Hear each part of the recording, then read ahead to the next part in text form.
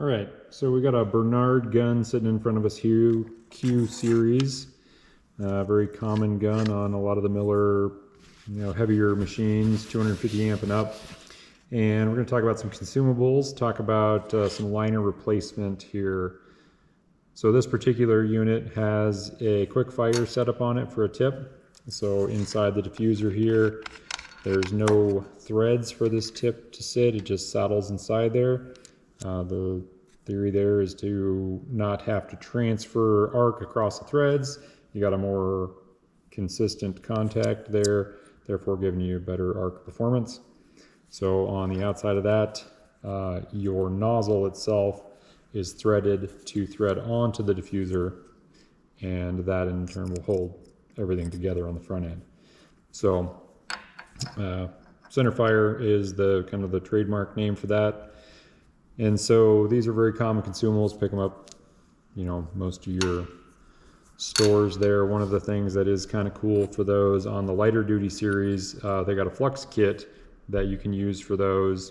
And like the guns come on like, used to be the Millmatic 200s and other things. On the smaller version of this flux unit can actually thread over your center fire and then give you a setup to where you're not running a nozzle. You got a ceramic protector just like the flux core guns would have, and for your smaller use landscapers, outside light structural type stuff, they could run one of those guys. So anyways, a couple consumables there for that whole thing. Talk about a liner here. So this is a rear load liner.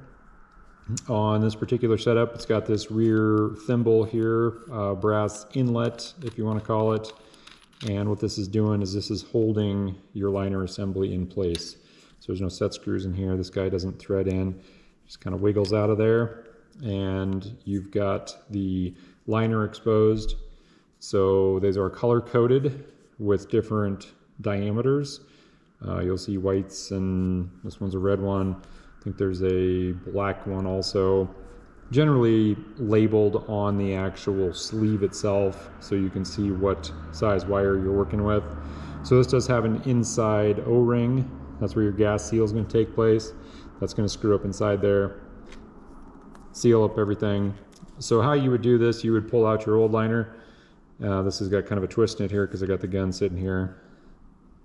Pull the whole thing out, check it for kinks, any of that kind of stuff. Usually a kink is what will kill a liner, or just a buildup of junk inside of it. Anyways, let's assume we've got a new liner. We're just going to feed the front end in, feed it all the way through till it comes out of our diffuser here. This guy is going to get snugged up on the back end, and we're going to connect on our inlet guide. So the back end is essentially solid connected, and we've got that guy in place.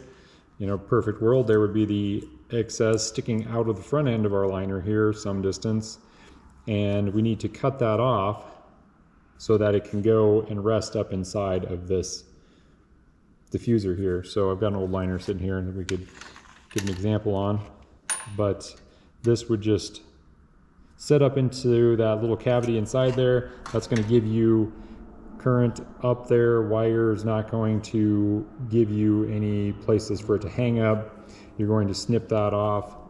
This guy's then going to load over the top of that, secure everything up with a wrench, tighten it up, load your tip, put your nozzle on, tighten everything down, and you're going to be ready to go.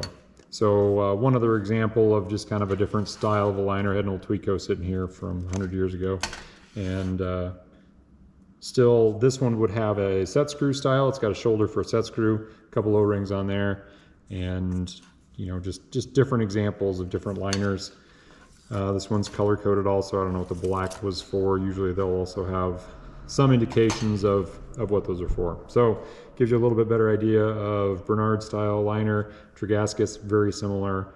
Now both owned by Miller, so you'll see these guns just about everywhere.